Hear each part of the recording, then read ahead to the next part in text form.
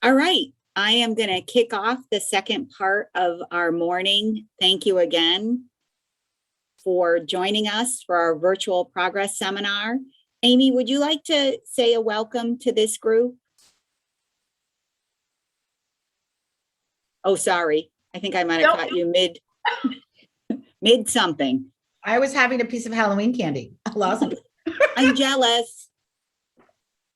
Good morning, everybody, and welcome back. We are so excited to have you for our second part this morning of our Progress Seminar Virtual. I am so excited. We're going to be hearing from Dr. Grace.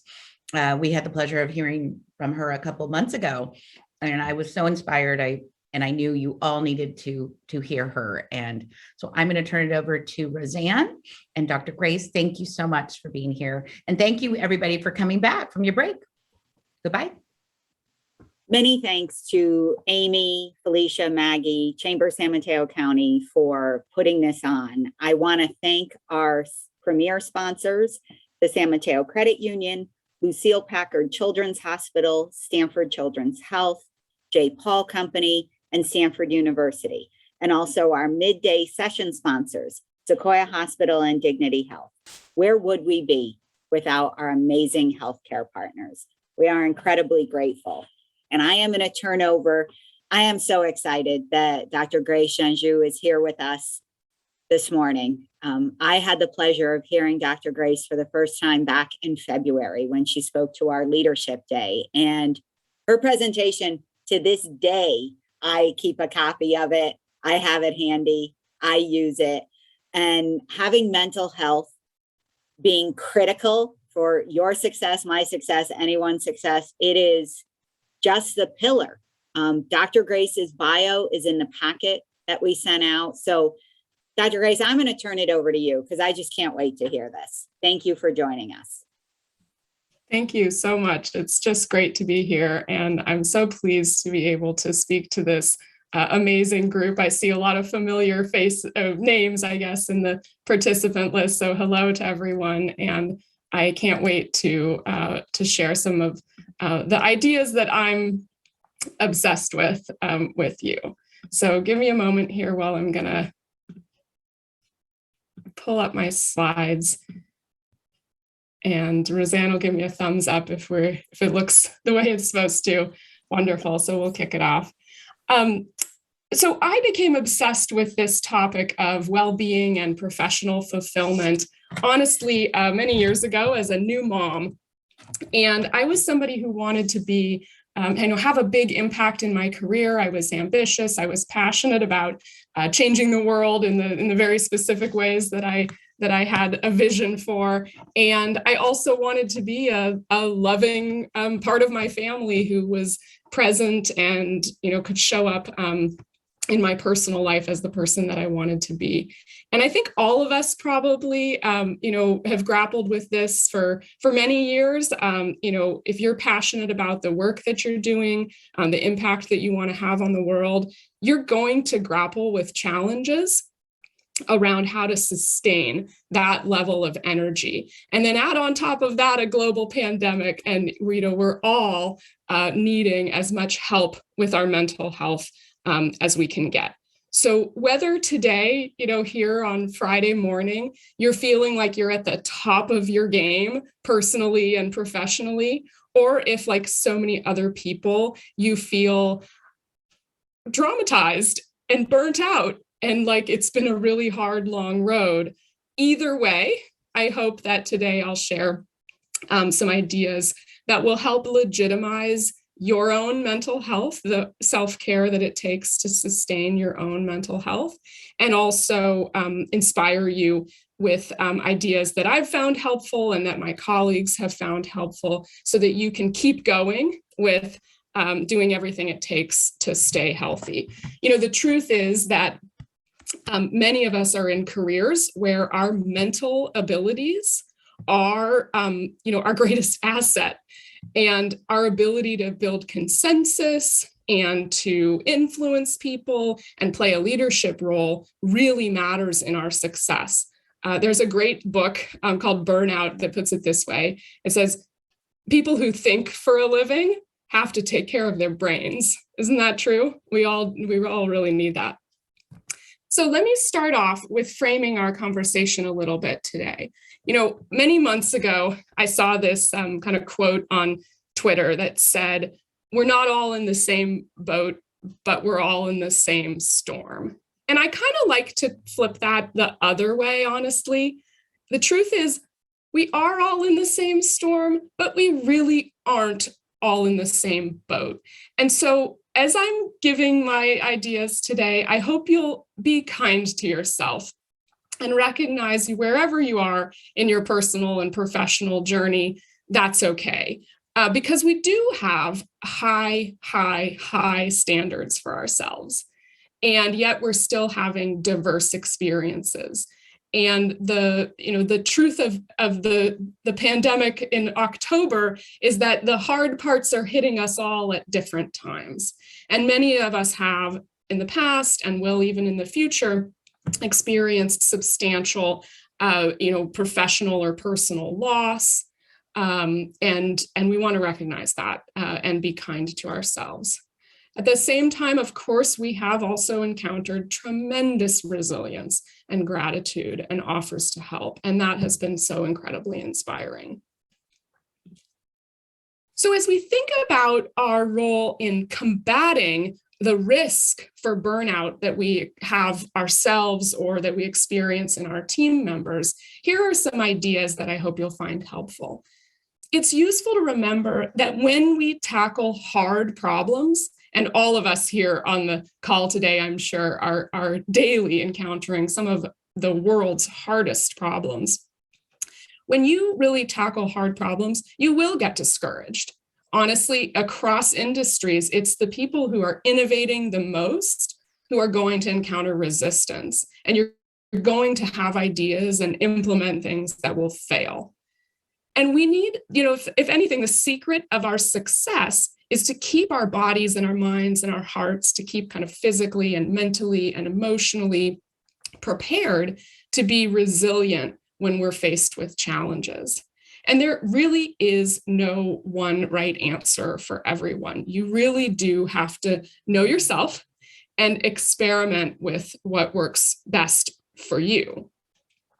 One of the ways I like to think about this idea is as a recipe. Now, if you're not much of a cook, you can think of it as another kind of analogy. Like, for instance, one of the moms I was working with told me, I don't like to cook, but I love to fish. Can I think of it as a tackle box? So sure, if you love to fish, you can think of it as a tackle box. But if you love to cook, think of it as a recipe. So we all need some basic ingredients in our recipe for resilience. There are lots of things, your recipe might be different than mine, but if you think about it, you could probably identify, what are the top 5 or 10 things that I absolutely need to stay resilient, to be ready when faced with challenges, and to be able to, to grow and benefit from those things. I'm going to pull out 3 resilience recipe ingredients today that I think are so critical for many of us. These are ones that I think about a lot myself, and a lot of my colleagues really find helpful. So one is managing our energy. I'll talk a little bit about the many different levers that we have to make sure that we're sustaining and recharging our energy, taking care of our physical health, and working in a way that avoids burnout. The second idea I want to talk a little bit about is the idea of social connection. We are, as humans, tremendously social beings, and giving and receiving social support really promotes long-term happiness. And of course, that's been a very difficult part of the last 2 years or the last year and a half, because at a distance, it's hard to maintain those social connections. But this is, in your recipe, this is like when you can't go to the grocery store and you have to make dinner with what's in your pantry. We need to think about how we can foster social connection even now. And third, I want to talk a little bit about meaningful impact, because the better that we can connect the parts of our work that are clearly meaningful, and also the parts of our work that sometimes seem like drudgery. If we can connect those really clearly with our values and really discipline ourselves to prioritize things that really do matter, that's another key component of resilience. So I said, know yourself and know what works for you. I love this image by Liz and Molly. They make a lot of great graphics to remind us about what's important in life. And here's an example. Maybe some of us have had times in our lives when we've thought, what I thought would make me productive was just 100% hard work. And then the truth is that hard work is part of it, but you also have to have plenty of exercise and healthy eating and sleep and take time off. And then the smaller amount of time that we spend working is far, far more productive. When I was a new mom, I learned about this sort of cycle of things that we need to do to take care of children, right? So when we take care of little infants, they say the baby needs to sleep, and then they need to eat, and then they need to play, and then they need to sleep, and then they need to eat, and then they need to play. And they just need to repeat that cycle over and over again. And, it's interesting that the advice, the good advice that we have for adults is actually quite similar to the good advice that we have for little babies. And the more we treat ourselves like a toddler by making sure we get enough sleep and making sure we don't get too hungry or hangry, and the more we have time to play, the better we all feel. Sleep is a critical one. The science here is really impressive that sleep does enhance cognitive performance in amazing ways. And the trick, or the part that is important to remember, is that people who are sleep deprived actually don't realize how impaired they are. So if you are sleep deprived, you probably won't think that you're sleep deprived, but your cognitive performance is suffering anyway. That's what the science shows. So I like to think, I'm one of these people who has a hard time going to bed, when I feel like there's things to do. And I try to think about investing in tomorrow and making sure that I'm setting myself up for success for tomorrow. And for some reason, that very small switch in mindset can help me really prioritize sleep. Eating is another, of course, important component of maintaining our energy and our mood. And there are lots of important, considerations that we need to make about making sure that we have access to the kind of food, healthy food that we need, and beverages, drinks, and even dehydration actually has tremendous negative effects on our cognitive performance. And then finally, under the category of play, I like to put a whole bunch of different ideas. Certainly, exercise will improve our mood and our efficiency. Taking vacation and time off, which is so hard to get these days. And then also things like meaningful work can have a component of play, or when you get into that feeling of flow, for instance. That can be really an inspiring way to energize ourselves. And finally, social connection really enhances creativity and joy, and those are really important components as well. So here's the trouble, right? You can do practically anything, but you can't do everything. And in our modern world, I think so many of us, sometimes when I'm at work and I'm checking my email or something, I feel like I'm drinking from a fire hose. Like there's so many directions that my brain could go in, so many choices I'm making on a second by second basis about where to focus my time and energy, that we really need systems for thinking about what matters and making sure that we're giving the most energy to the things that matter the most. Here's a kind of a famous analogy, maybe some of you are familiar with, for time management, that I personally find really inspiring and helpful. And some of you who heard me speak in February might be familiar with this as well, but hopefully a good reminder if you found it helpful the first time. So here's how it goes, right? You have to fill this jar, and you have big rocks, you have little kind of medium-sized pebbles, and you have a whole bunch of sand. And the question is, how are you going to fill this jar? Where are you going to start, right? So you could do this. You could put all the sand in the bottom, and then you could put the pebbles in next, and then you could put the big rocks on top. And the problem here, of course, is that you can't fit it all in. And the thing that gets left out is the biggest set of rocks, right?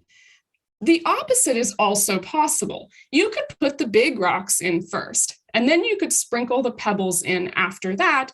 And those pebbles would fall into the crevices and cracks between the big rocks, and they would pack in there pretty well. And then you could pour the sand on top, and actually it would probably all fit because the sand is going to kind of fit into the extra areas that are available. Now, we can think about our time this way too. We can think about rocks as being the most important things that we're hoping to accomplish, whether this be in our personal or our professional lives. And then we can think about pebbles as kind of medium importance, maybe those things that absolutely do have to be done, but they're just a little easier or not quite so important. And then sand is the least important things. And the truth is, if you want to have time left over, if you want to have time for the important things, we have to fit them in first. So pause right now. If you want, you can pop it in the chat, but jot it down on a sticky note or type it into your phone. You know, what deserves to be a rock? What deserves to be a rock in your personal life? Sometimes that's a little easier to answer, but maybe harder to execute on. What deserves to be a rock in your work life?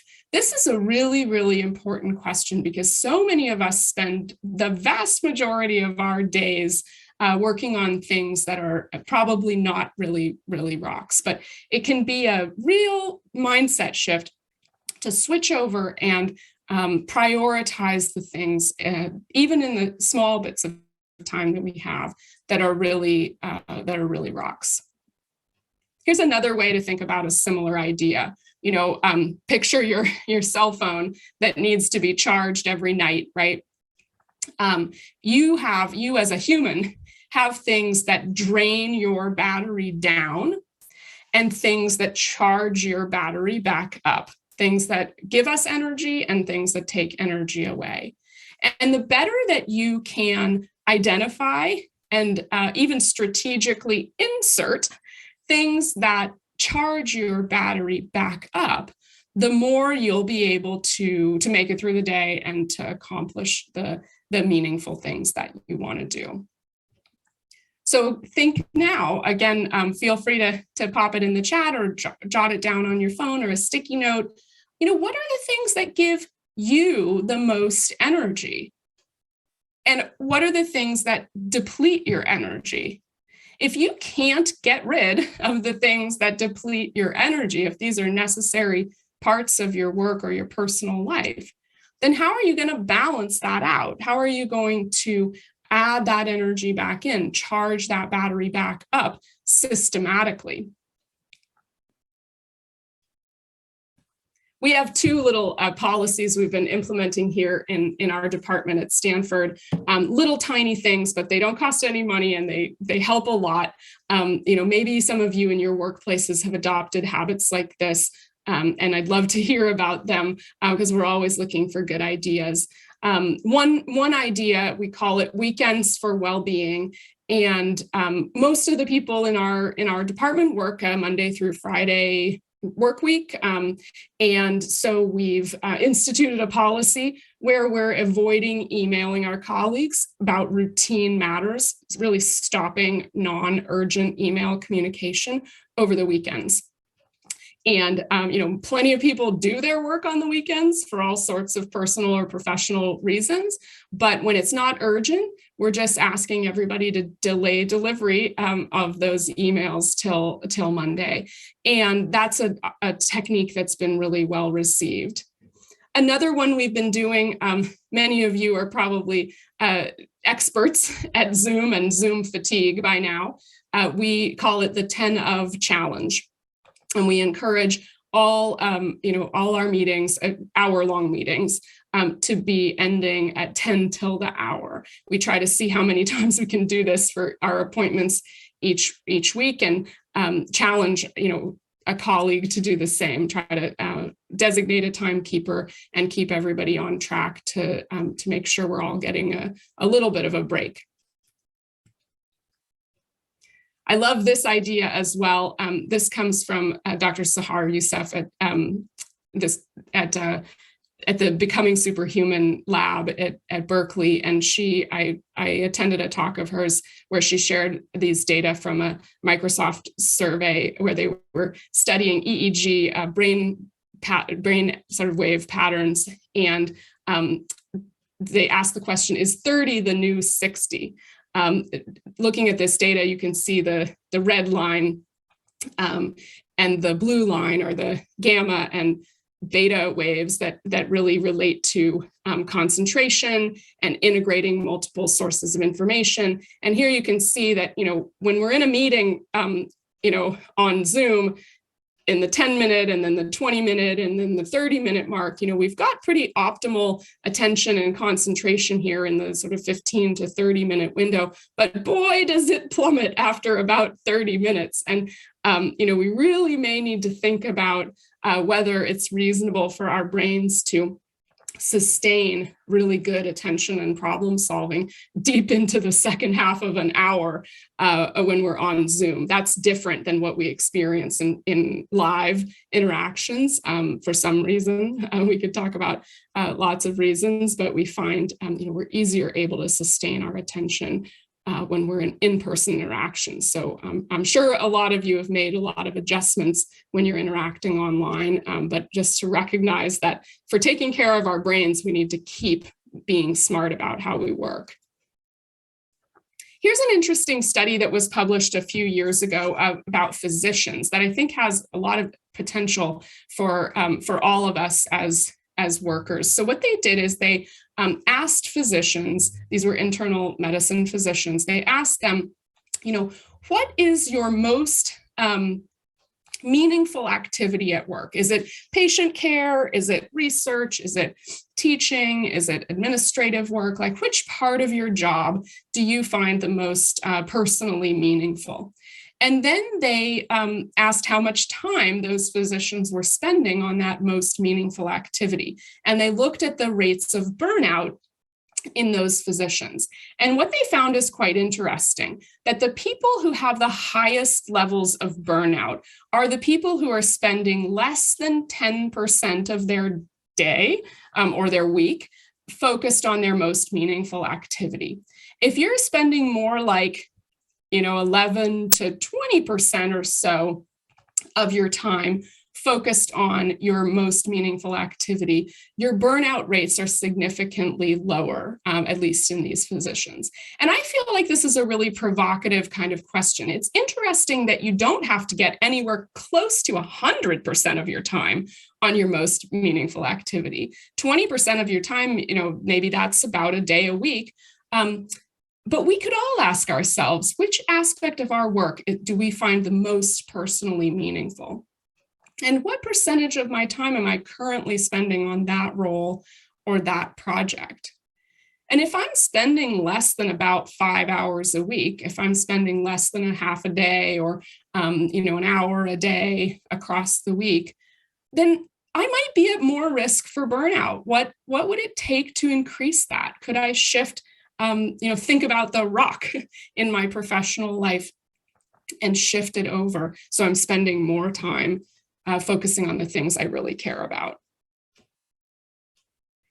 In my work as a clinical psychologist, I've tried to also to outline what are the things that I do have to do that aren't maybe inherently super meaningful, but can I mentally kind of connect them better with the outcomes that really do matter. So as a clinician, for instance, I think about timely documentation of my clinic visits, and that can seem like a drag. But if I remember that those kinds of things really enhance patient safety and that I really care about high quality clinical service, then I can remember how important that timely documentation is, and it seems like less of a drag. If I'm going to cover for a colleague on vacation, I can remind myself that that helps keep a culture of self-care alive in my organization, and that's a value I care about. If I'm going to give difficult feedback to a trainee that's struggling, I might really want to avoid doing that. But I can help a new generation of professionals get ready to do the important and difficult work in our field, and that is a value I care about. If I'm responding to a patient complaint, for instance, that might feel really hard, but I can remember that I'm fostering a culture of excellence, and I want to be proud of an organization that responds quickly and with compassion to complaints.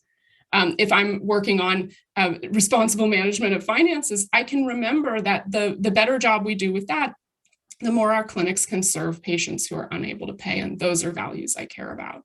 So I would urge you, in addition to thinking about the most meaningful aspects of your work and how you might be able to shift and spend more time on those, think also about the drudgery and the hard parts of your work. And are there ways mentally to connect those with things you care about? That will help as well. So coming back to this idea, mentally, our minds are really our most important tool. We have tons of really strong science-based strategies that enhance well-being. I put two ideas here that I want to share with you. So one is there's a practice called 3 good things. Maybe some of you have heard about this. This is really a well-known practice, but this is one of the techniques that's been studied really extensively in the literature, and it has a very surprisingly powerful outcome. So practicing the idea of 3 good things. So you can every day you can write down, you can text a friend, you can put it in a journal, type it out, whatever you like, just 3 good things.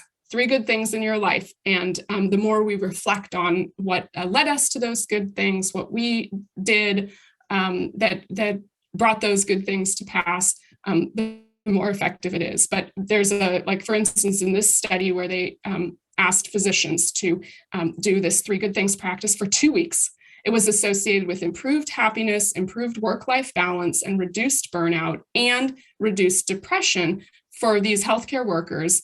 And this had an effect 1 month after the intervention and 12 months after the intervention. I promise you there's very little that you could do that would take 5 minutes today that's going to have an effect on your happiness, your work-life balance, your burnout, and your depression a year from now. 3 good things is one of these practices that seems to have a huge bang for your buck, so to speak.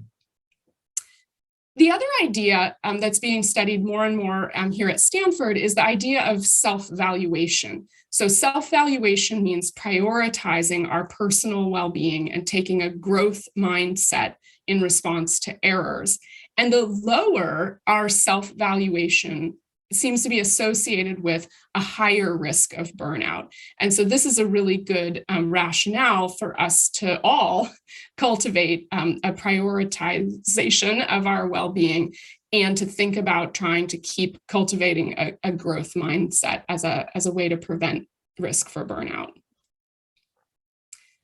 So I'm going to shift gears now for a few minutes and talk about our social connections.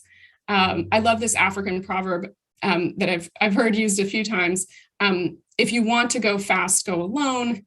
If you want to go far, go together. And I'm sure many of you can relate to that.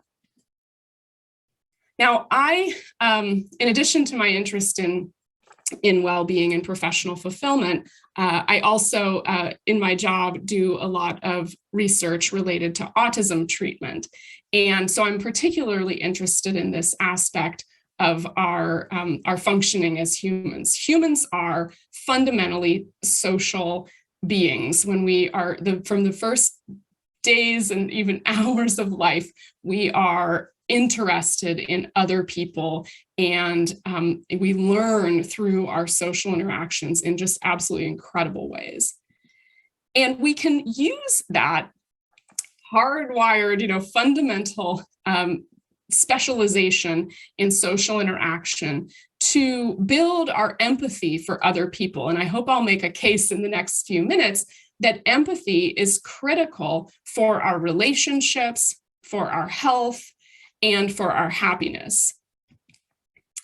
This is a great quote, Teddy Roosevelt. Many of you, I'm sure, are familiar with this one. Nobody cares how much you know until they know how much you care. And this is such an important reminder for us as leaders that our empathy is directly tied to our ability to be successful leaders.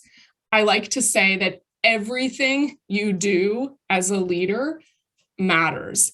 And think back, think back in your own career on the supervisors who, the leaders, the bosses who have had big influence on your life. Sometimes the biggest positive influences have come to us in very small moments. Sometimes it's just, one thing that someone said to you, one opportunity that someone offered you. And so I think it's really critical for us to remember how powerful our social interactions are for each other. Here's a little bit more data to make the case for this.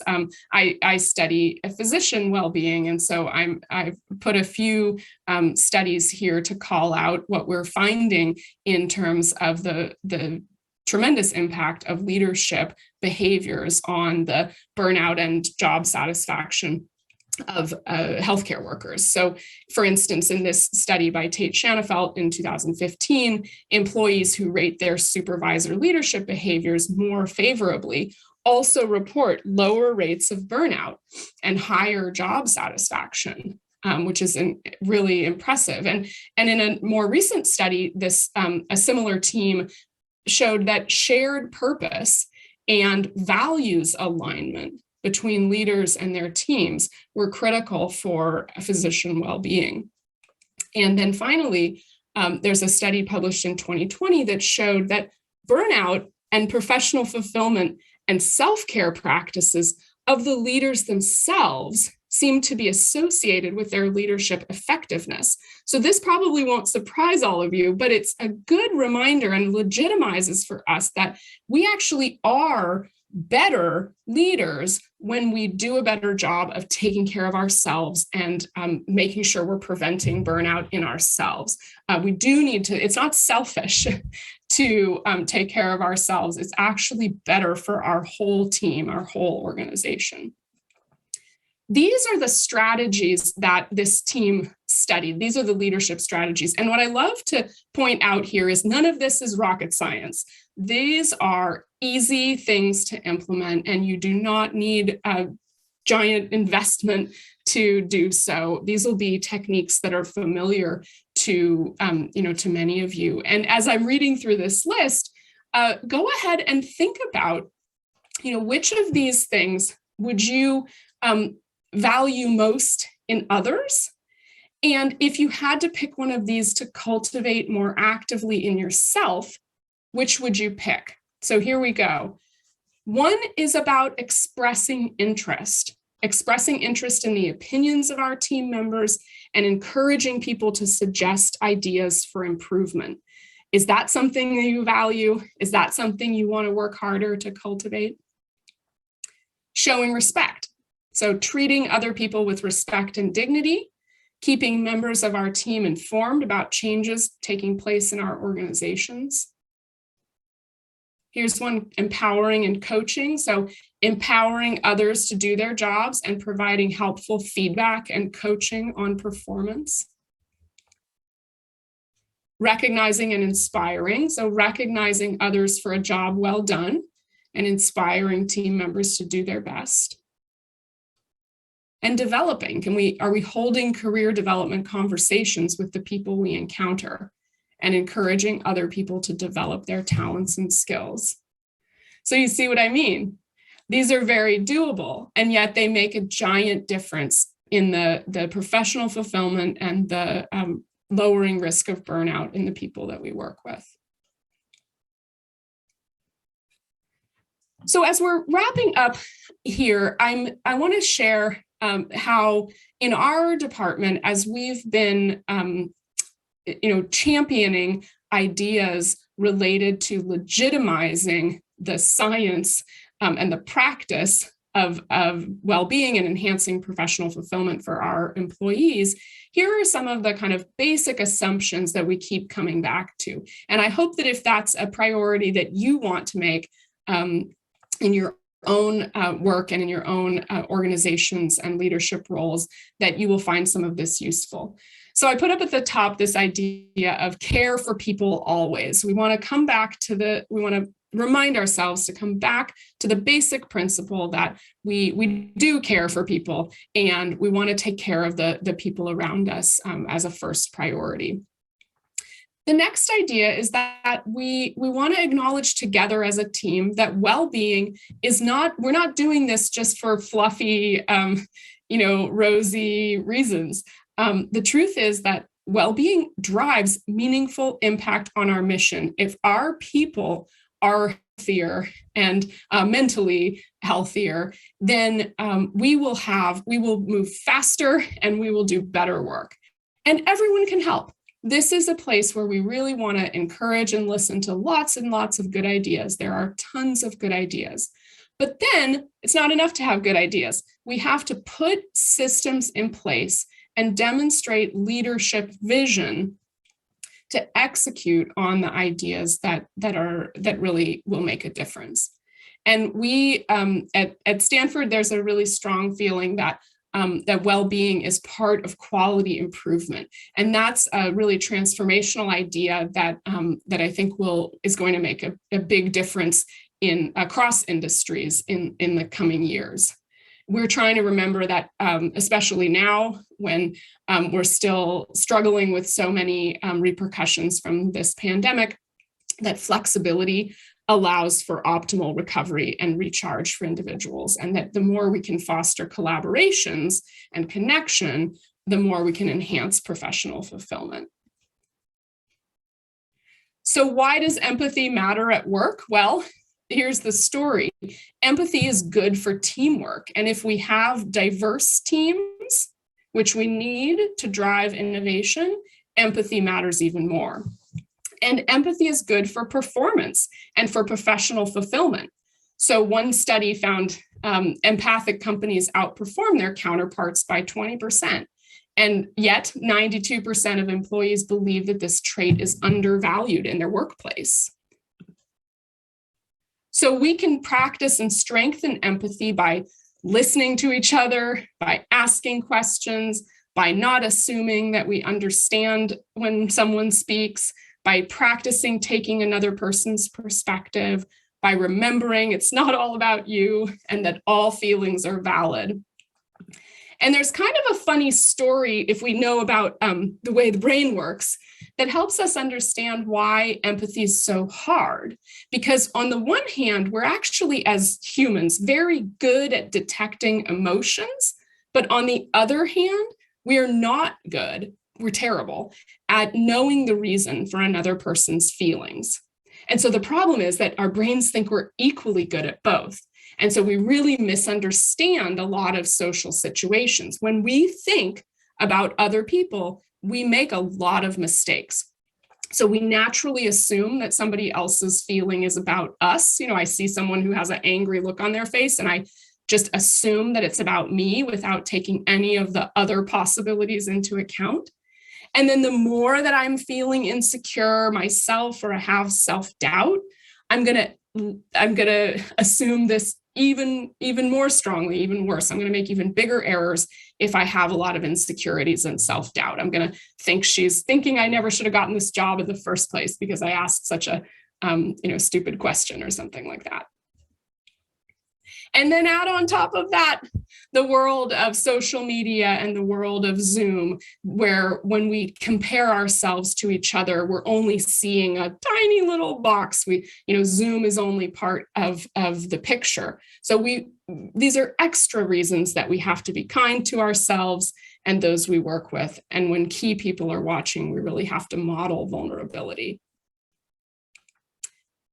Now, for many of you as leaders, empathy might actually already be your superpower. You may not have much trouble at all being empathic. And the truth is we're actually often kinder to other people than we are to ourselves. And this brings us really full circle. We really have to take care of our own brains if we want to be successful. We have to remember that all feelings are okay, that my negative thoughts are trying to protect me, that my mistakes do not define me. And even learning to name our emotions helps to engage our prefrontal cortex and really downregulate the amygdala, which kind of calms down all the emotionality. So as we wrap up, I urge you to, take another look at your resilience recipe. Think about what are your essential ingredients. How could you make sure that you're making those a priority in your personal life, in your professional life? I've put a couple of my favorite books here. We have two from Stanford, one that I published with some colleagues, and one Tate Shanafelt and Stephen Swenson published about strategies to reduce burnout in the workplace, and some other great resources on how to prevent burnout and focus on things that matter. And also here, I'll flash a couple of great resources. We have our California Surgeon General's 2020 Roadmap for Resilience, which has a lot of great resources. The Greater Good Science Center at UC Berkeley regularly publishes great resources for these topics. There's a National Academy of Medicine Clinician Wellbeing Knowledge Hub that's a great online resource. And we launched last year an employee wellness and stress management online short course that I teach through Stanford's Center for Health Education. That's really made for business leaders and people in professions where they're helping with employee wellness and stress management. So feel free to check those out if you're interested. So here's a final thought. If we want to go far, go alone. If we want to, for the long term, here's what we want to think. Can we let empathy and self-care be our competitive edge? And thank you very much. I'll look forward to our discussion.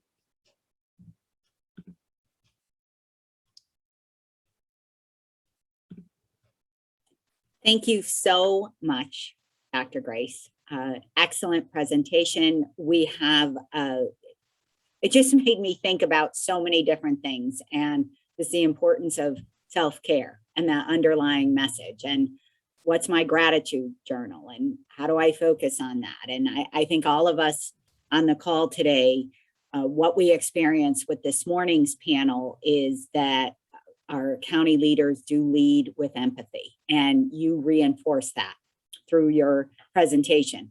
We had a question in the Q&A and then a comment in the chat, which I would love for you to comment on. So the first question is, first of all, thank you for your presentation. Can you provide your thoughts on how the topic of diversity, equity, and inclusion relates to mental health and empathy?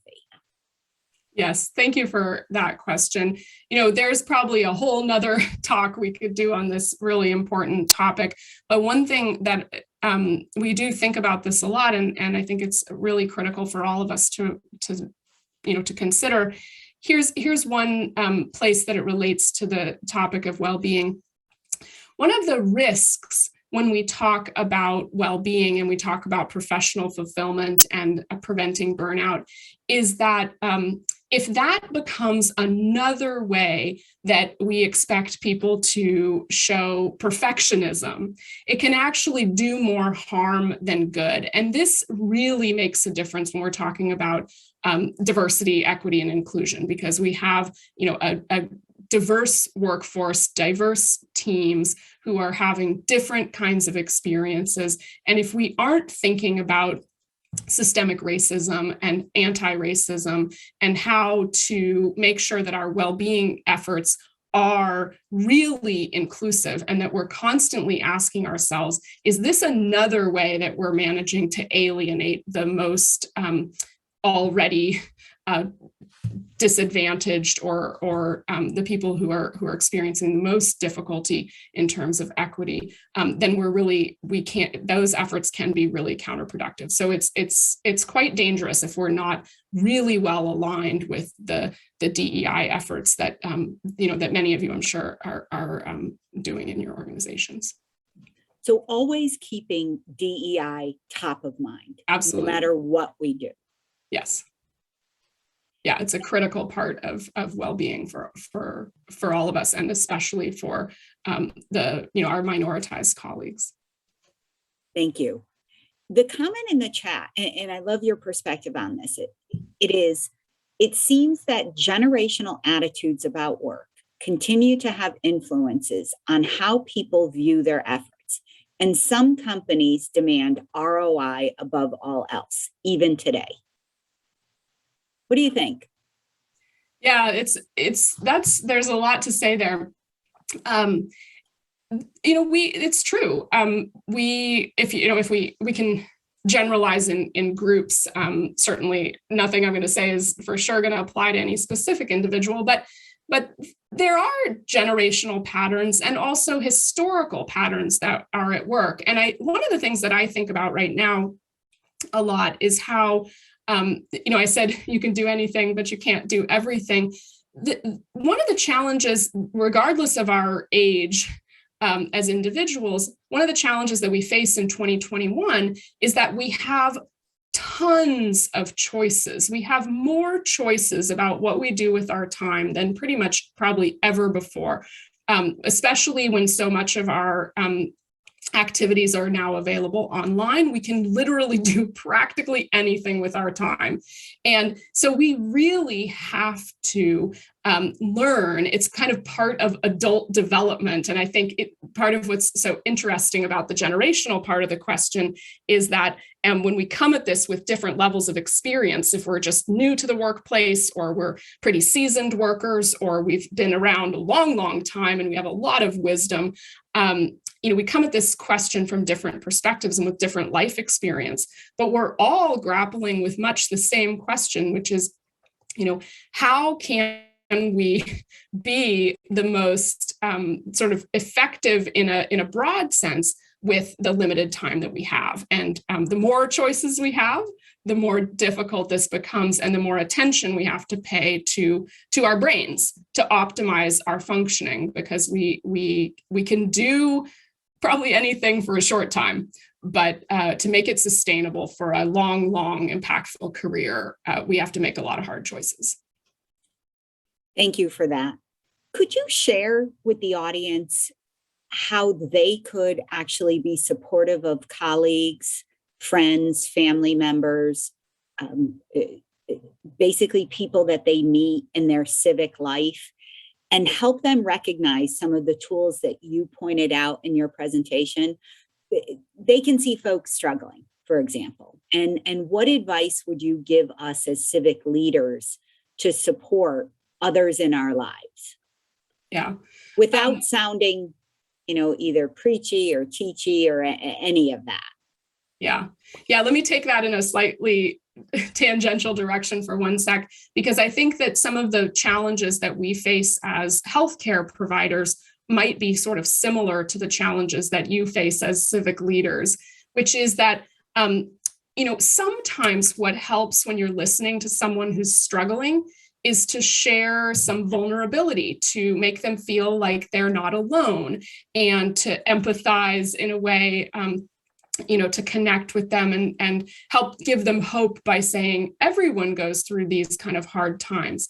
The problem when you're in a civic leadership position, or when you're somebody's doctor, is that nobody wants to know that you are struggling. It's very troubling sometimes to, the same way that you wouldn't want a pilot flying your plane who is impaired. Nobody wants civic leaders who are impaired and doctors who are impaired. And so we really, this is one of the major challenges that we face as people who the public relies on, is how can we be ourselves, be authentic, be empathic, be supportive, and get the help that we need ourselves so that we can be there for our, for the public in a way that's really supportive. So my advice, I guess, to go back to your original question would be, it's the basics. It's listening, it's validating someone's experience, it's showing that you care with your words and your actions, and helping undermine this idea that everyone is perfect. But I want to acknowledge the fact that there are some places where, it's really hard to show that vulnerability, and it might be counterproductive. And when that's the case, then we need, as leaders, we need outside supports. We're not going to get that emotional support from the public. We need that emotional support from each other. Thank you. I wrote down when you said, undermine the idea that everyone is perfect. I think that is a fascinating turn of phrase, because the term undermine typically is more negative, but that in that sentence is just so powerful. Yeah, I think we have a lot of myths that we try to live up to. In healthcare, there's a kind of a superhero complex. And I imagine many of you experience that as well. You've learned, or you've been taught that that you have to be a superhero.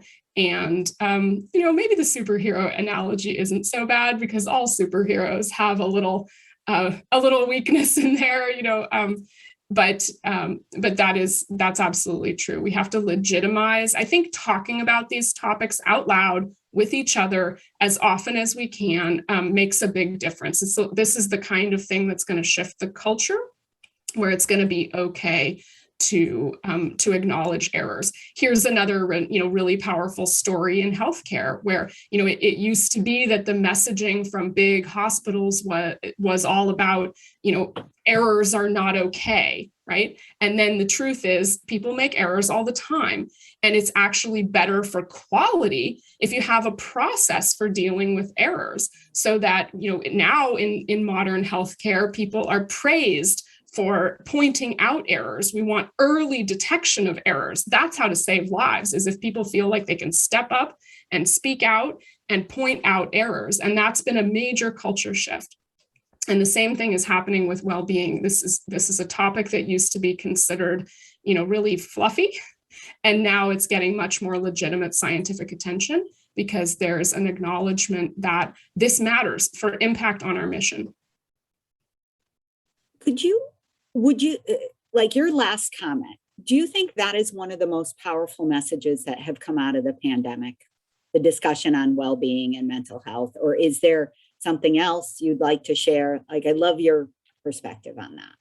Yeah, it's really interesting, because these ideas were already gaining a lot of traction in healthcare, in business, all around our country. People were starting to talk more about these issues and publish more about these issues and pay more attention in their organizations to these issues, even before the pandemic. So we were really at a kind of ripe stage to learn this lesson. This is a topic that I think about day in and day out. So yes, I think this is a critical thing that we've all realized through the pandemic. And part of it is that,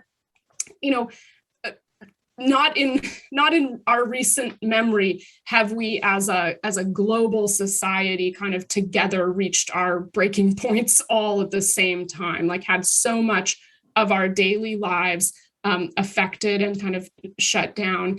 And it did force us, probably each individually, but also as systems, to grapple with like what is possible. And when we are doing the impossible for a long time, the systems break. And so that's absolutely why we have to pay more attention to well-being in a time like this.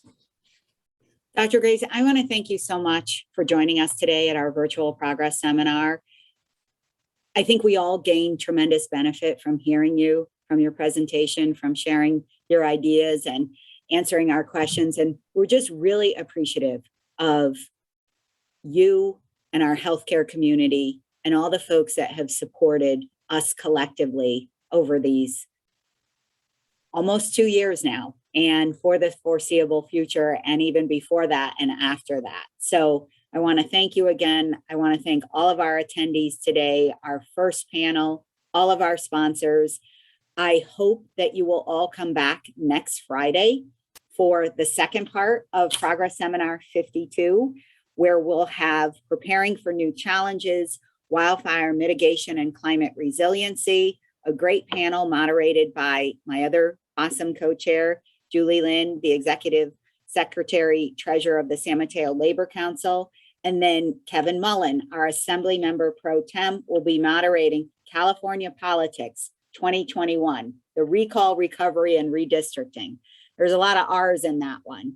So grateful for all of you. Amy Buckmaster, Felicia Vasquez, Maggie Fahey, thank you for bringing us all together for Progress Seminar 52. I hope you all have a great rest of your Friday and a great weekend, and happy Halloween for those that celebrate. Thank you again, Dr. Grace. Thank you for being here. Take care, everyone.